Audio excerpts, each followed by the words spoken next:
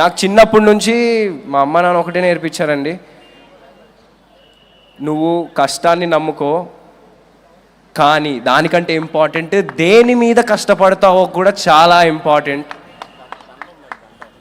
So నేను ఈ 3.5 years ఏదైతే అంటే ఎవరికల్లా కష్టం అనిపిస్తుంది, నాకు ఇది అనిపించింది.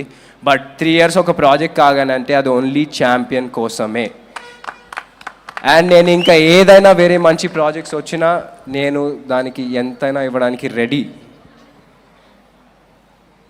నేను సంవత్సరానికి ఎన్ని సినిమాలు చేస్తాను నాకు తెలీదు, బట్ చేసిన ప్రతి సినిమా అరే వీడు 100% ఇచ్చాడ్రా అని మీరు అనేలాగా చేసుకుంటా నేను